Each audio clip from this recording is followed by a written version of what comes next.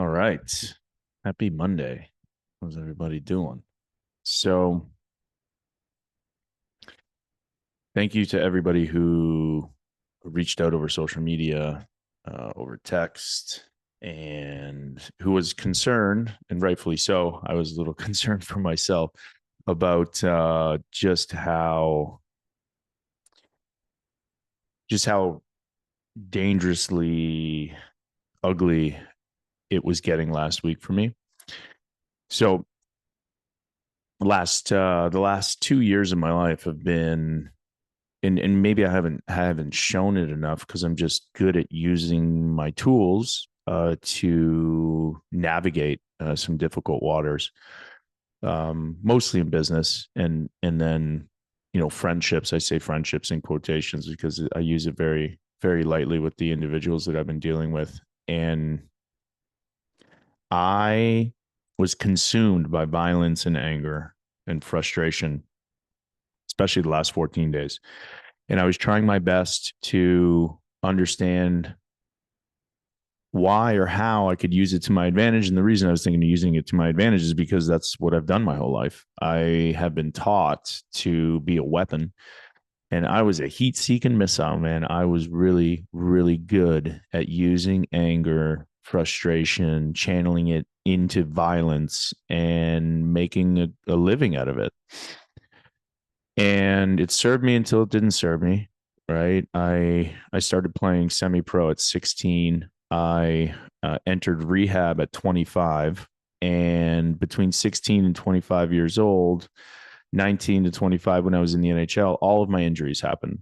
So all of the bad things, because of just the wear and tear and how I was using my mind and my spirit and abusing my body on and off the ice, just kind of started to come to a head. And at 25, I found recovery, and I found that if I asked for help when I needed help, that I could accept help and learn new techniques like sweat lodges and meditation and breath work and using holistic tools to come down after games. But um, from 25 to 30, it got a little better, but I still needed my anger based off of what I was doing. Right. The thing that made me great was that I was unpredictable. And if you did something to one of my guys or to me, and I wasn't on the ice and I was coming over next, like there was going to be a retaliation. Absolutely. There was going to be a consequence for your actions. And unfortunately, I brought that kind of mindset into business. And what I didn't realize until I did this ceremony on Saturday was that I was attracting all of this. I was still living my life and hanging on to this piece of me that I thought, and rightfully so. I mean, I've held on to it for a really long time, my childhood, my teens, partly in business. This piece that I am like a frontline soldier, and if I've been wronged, I feel a need to hold individuals accountable. And what I realized when I took that into ceremony, because I almost had a mental break, spiritual break last week, was that if I continued to do that, and if I continue to harbor that type of anger and frustration and vitriol and wanting accountability and being an active participant in wanting somebody to suffer and making sure that it happens, and not just trusting the universe that they're going to get theirs, I'm going to keep attracting it, you know? And I just couldn't. I had some people tell me and warn me about it, obviously, behind me in both shelves there's tons of books and self-help and stuff, but I was just blinded, and this is where, so last week I tried to, call people, talk it through. That didn't work. I tried to look at, obviously, like my alcohol, sugar intake, and went completely sober for the week, and just made sure, like, not even one beer. So I was clear headed to make these decisions, but that didn't work. And then I exercised every day and then meditated and did my cold plunges, and that didn't work. And then I started to take it out on like my family and my kids, and it started to leak into my parents are here, and I wasn't really talking at all. And they were asking me what was wrong. And when I can't figure it out on my own, that's when I use this medicine as a tool to help show me what I just told you, right? That you have to let go of this anger and this frustration, this violence, and it's not going to serve you, because if you keep harboring it, you're going to keep getting introduced to individuals that are going to take advantage of you. And for the most part, for the last 4.5 years, it has been good. I mean, there's so much to be grateful for. But when you're living in that mindset, then you get blinded, you know? So I took that problem into ceremony, right, to try to understand my role. I have radical accountability, right? I know that this all goes back to me. I know it. And so what's my role in attracting the individuals that I worked with who essentially, had a hand in my suffering and running me over, and running what I thought was my mission, right? And trust me, it is not even close. I feel like I'm this close and I'm on the cusp of something amazing if I can let this piece of me go.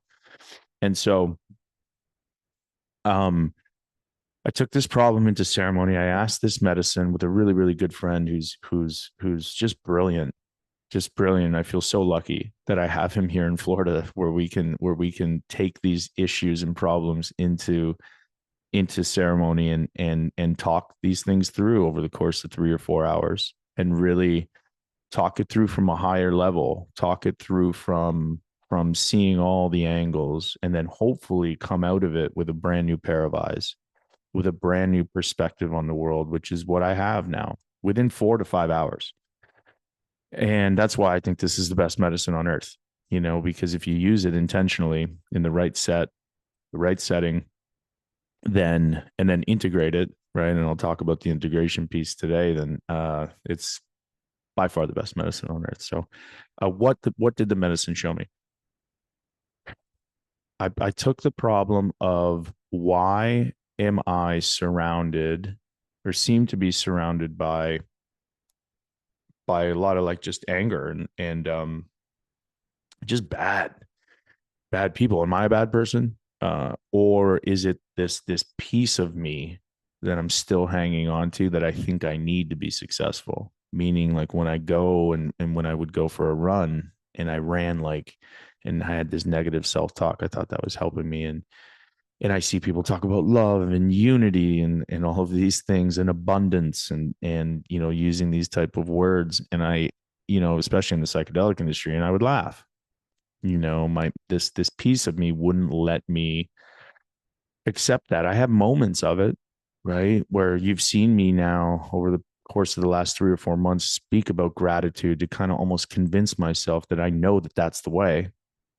I know that's the way, but I just wasn't there. I wasn't fully immersed in it. I didn't fully believe it. And so, taking this problem into this ceremony to understand my role and how I can change it, because I knew that I was very close to breaking down. And I thought it was going to be, a quote unquote bad trip, because that's how kind of the energy that I was taking into it. But it ended up being one of the most beautiful, eye opening, awakening ceremonies of my life. So, and I don't think that he would mind me telling everybody this. We started out with I believe it's Wayne. I think it's Wayne. Hold on one sec. I don't want to misquote this philosopher. Obviously I listen to a lot of Alan Watts, and people have seen that, but Dr. Wayne Dyer. And we started out with a talk that he made at Wanderlust when he was 72 years old. He was 2 days removed, 48 hours removed from his mother dying. And the discussion was all about, and we're not going to get into this on this call, but about how we are God, or godlike, right? How we are all made in the image of God.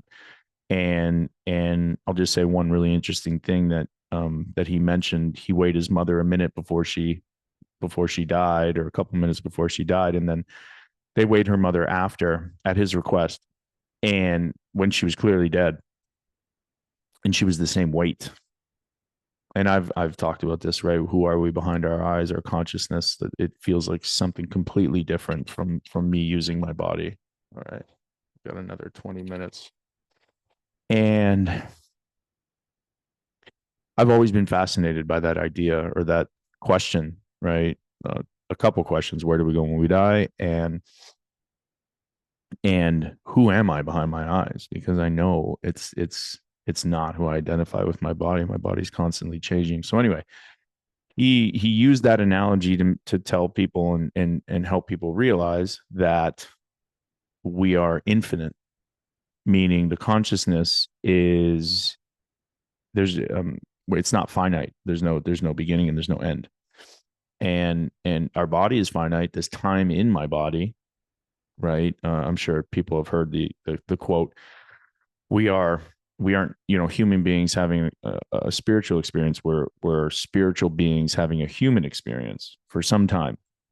That's the finite part. But our consciousness and our soul are the behind the eyes, the who am I that you feel. That's infinite. And I completely believe in that. And so the ceremony started off with that, and then and just understanding, there's no coincidences in this life, and just getting a better understanding and a little bit more love into the system before we went into an exercise of, I brought up kind of where I am in my life. We turned it off. We put on some Hertz music and we just started conversing. And I told him that I was in a bad way. I was suffering, and I was taking it out on people, places, and things that I shouldn't. And I wanted to see people suffer, I knew in my heart it's not the right way, but I just couldn't not get past it because of what I told you guys before, right? My past. And so he had me do an exercise where we lied down and he asked me to close my eyes and visualize a funeral home that I know and that I'm familiar with. So it was my grandparents' funeral home. It was actually right across the street, or just up the street. And obviously we've had 3 or 4 funerals there, so I was familiar with that. And he asked me to walk through the door. And this is a sad funeral. This isn't a celebration of life, and that's how Italians know how to do it. Kind of the wailing and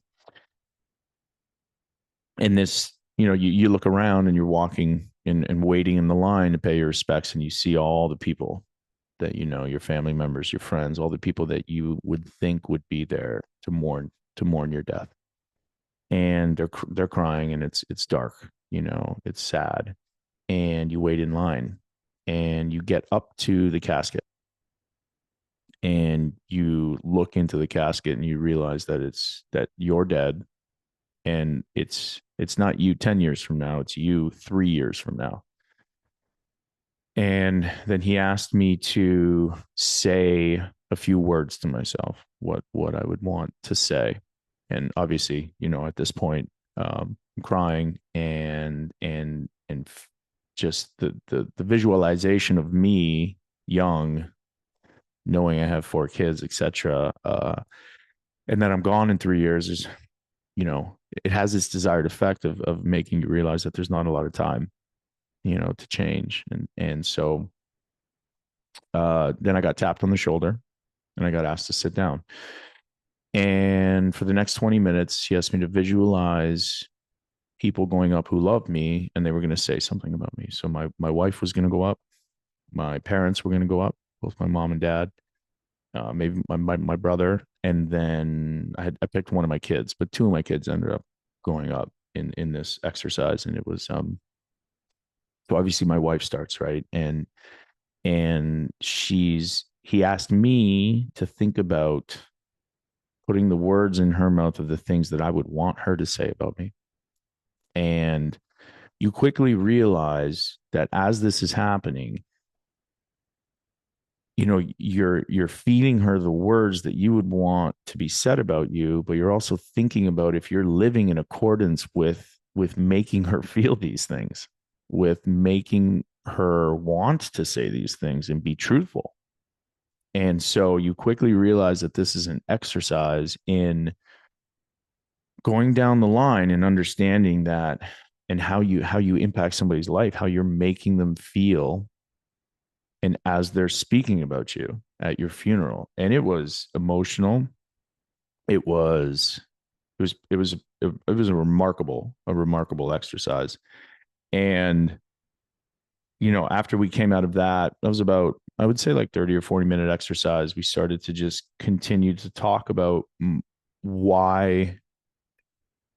I was asking him what he sees in me, right? We obviously, hang out, and he's seen me on business calls on Saturdays, and he has seen and felt that I'm not surrounded, or I wasn't surrounded by the right people, but that I was also, reality check, I was attracting these people into my life because I was still consumed.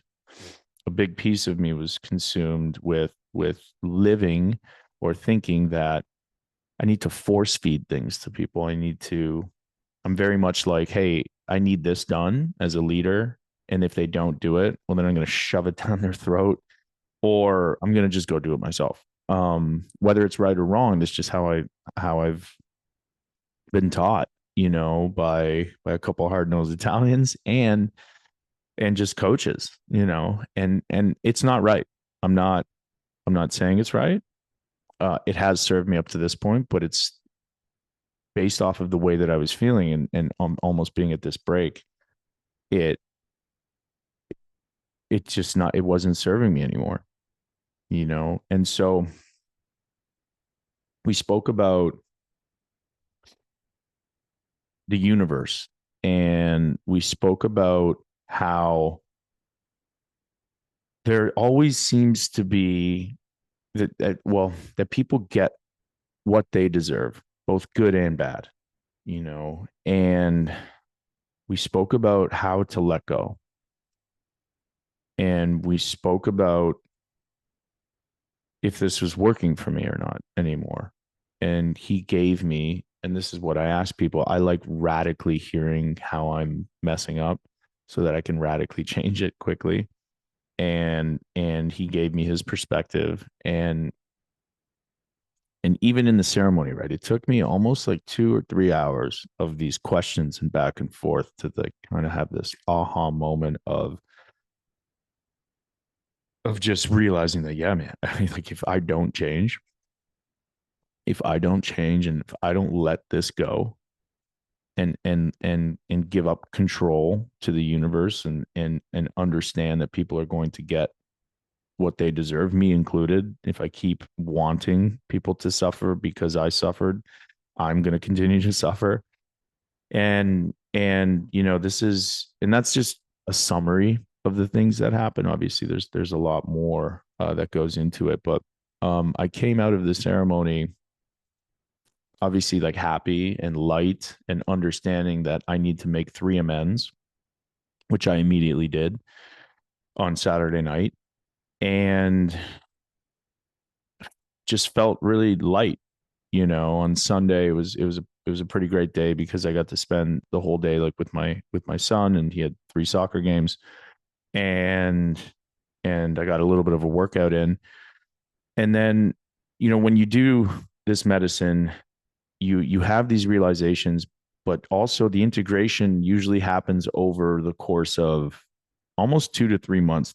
There seems to be this, and this is getting validated through the FDA studies, albeit that's synthetic medicine. I use full spectrum, two very different things. And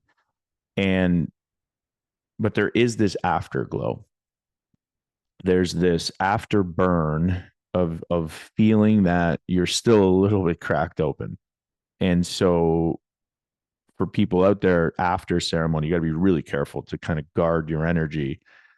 I'm 5 years into it now, so I can do a little bit of a better job than somebody who's just starting. But you want to be really careful of guarding your energy in the first couple of days.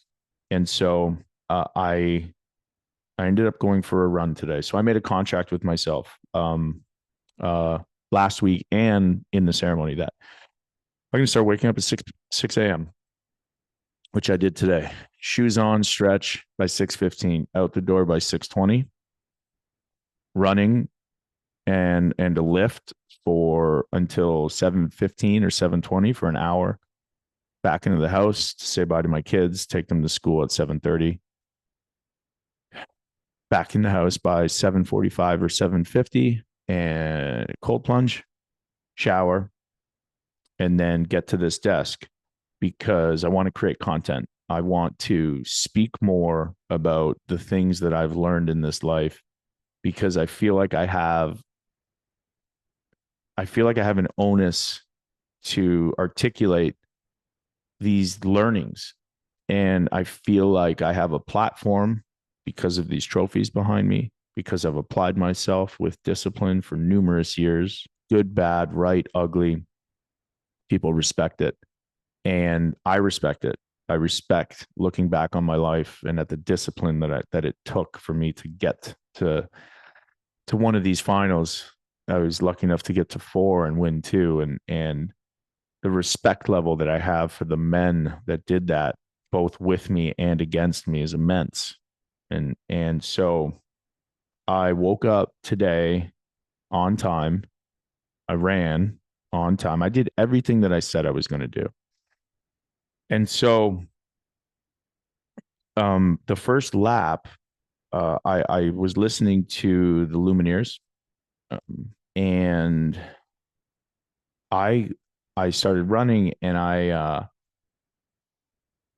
started to think about how proud I am of myself, and I started to get really emotional, and I started to for the whole first lap for about 15 to 17 minutes, I was running and crying and listening to music. Uh, and they weren't, they felt like sad tears at the beginning. And it felt like I was grieving, that I was grieving losing a piece of me that had been with me for a really long time. I'm going to be 39 at the end of January. And, my wife, when I said that, she's like, gross. But I'm going to be 39, uh, January 28th. And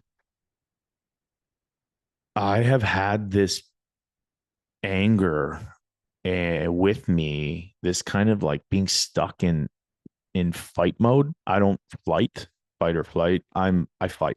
And I've had it, and it served me in hockey, but and maybe a little bit in recovery, like for the first 4 years when I retired in 2015 to 2019, because you have to be so tenacious when you're looking for treatments that can help you with concussion, and you're not going to listen to the doctors because they're prescribing pharmaceuticals, and you kind of realize that there's a bunch of different games that people are playing, and this game over here with the white coats is the more medicine that they're prescribing for symptoms that are related to concussion. There's nothing approved for concussion.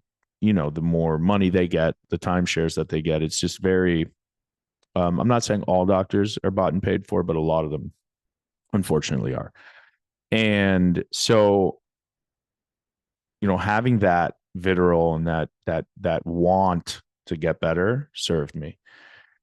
And in business, it's I feel like it served me a little bit because business is so hard.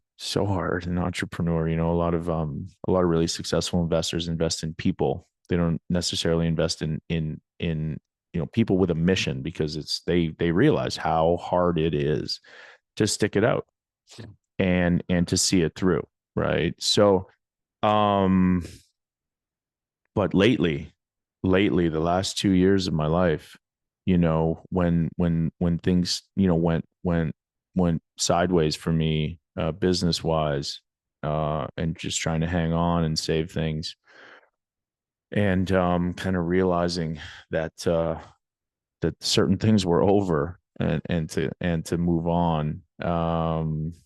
It it was just no longer serving me anymore. I needed to let that go. And so I found myself on this run, just crying and grieving that part of me, because I mean, that part of me helped me do a lot of really great things, but no mas, no more. And so I went for another lap. I made a video at the end of the first lap, and then I went for another lap, and it kind of, just calmed down, and realized, the realization of the grief of losing a piece of me who I was obviously very attached to.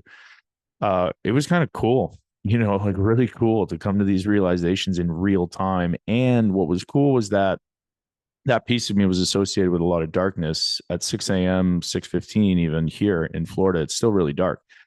So as I was running, it kept getting lighter and lighter outside, and also in my heart, and so it was just a really cool morning, and then I got back here, and hugged my kids, and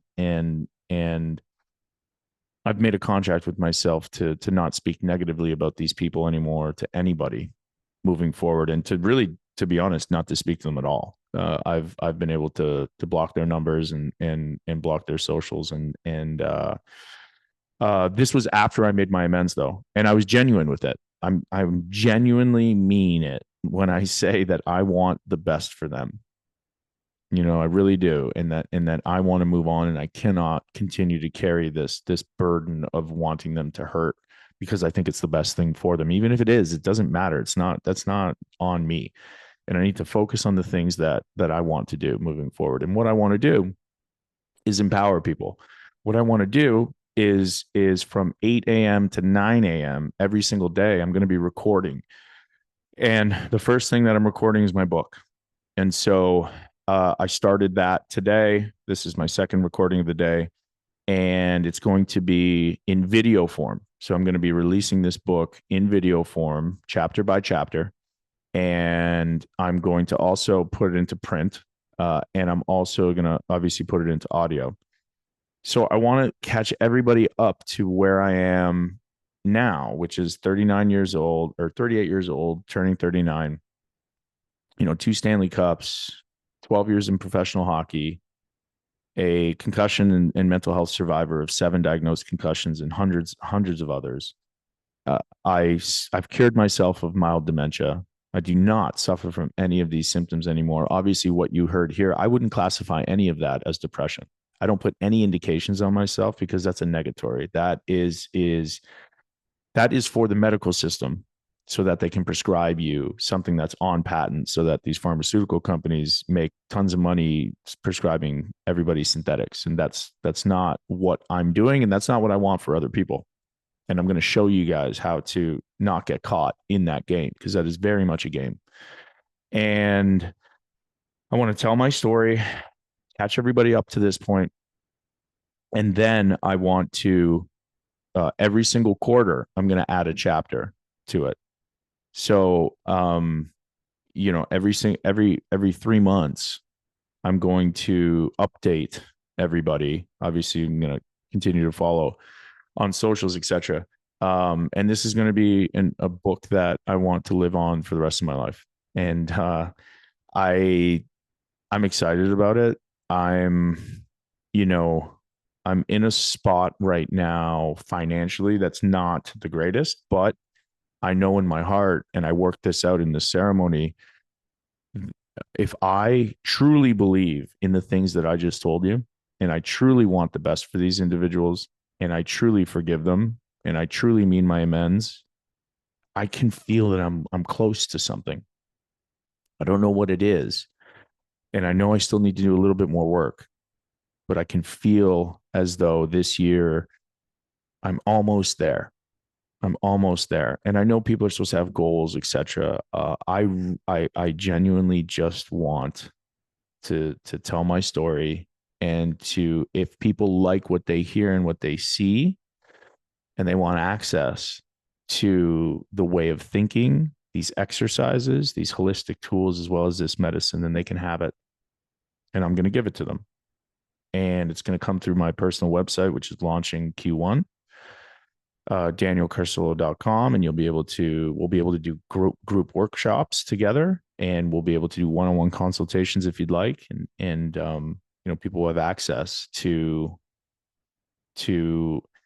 if you're suffering, people will have the knowledge of using this technology, because this medicine is a technology that expands your brain. It's a potent anti-inflammatory that can quickly shift your spirit, mind, and body into a much more positive and intentional way of living life and solving problems. This isn't just for sick people. This is also for well people if you're stuck, as you just heard. And if I'm true to that, then um everything else will work itself out. Truly believe that. So stay tuned for that. Stay tuned for some announcements on Oregon, which I'm really excited about. And yeah, just appreciate the well, I mean, I'm appreciative of everything. I'm appreciative of all my suffering. I really am, and I appreciate the people that helped make me suffer, the people that are here for me right now that are helping me get out of it. Um, and just, yeah, very appreciative of this life. Onward.